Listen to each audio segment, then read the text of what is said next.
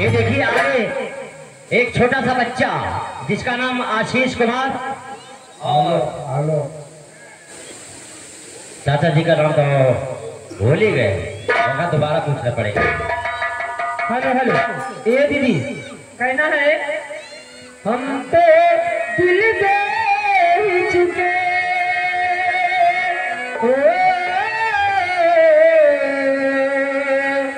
हम तो दिल दे ही चुके बस तेरी आहें बाकी हर थोड़ा सा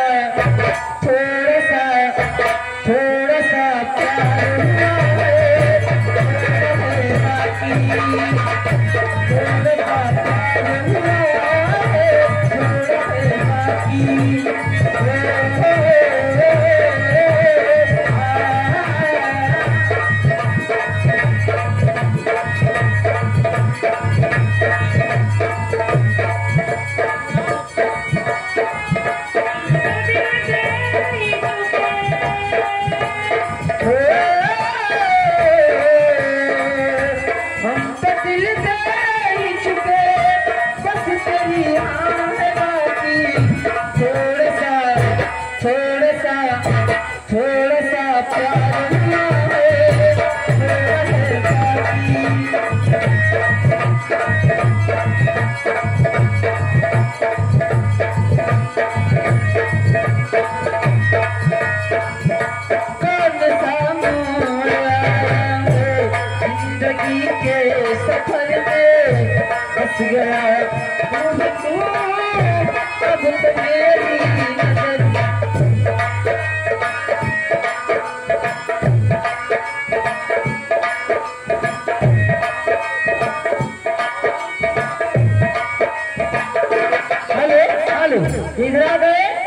आदर्श कुमार की तरफ से 10 रुपये का पुरस्कार बा।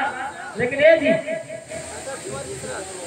आदर्श कुमार मिश्रा उनकी तरफ से 10 रुपये का पुरस्कार। लेकिन मास्टर जी कहना है कि तू मोहब्बत कैला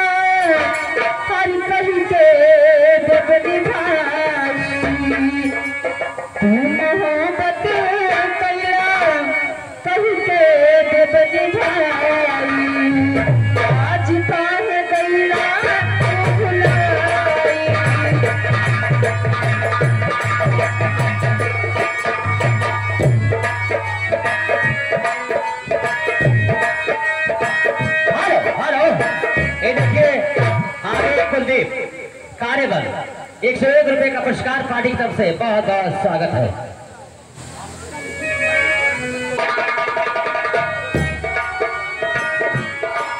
हेलो हेलो धर्मेंद्र कुमार के बेटे निखिल माजी की तरफ से 10 रुपए का पुरस्कार। लेकिन ए जी हाँ है एक सुना। हाँ बोला। अब चलती भोजपुरी की तरफ। हाँ चला चला कहना बा क्या कहना बा। हर जाता परदेश बलम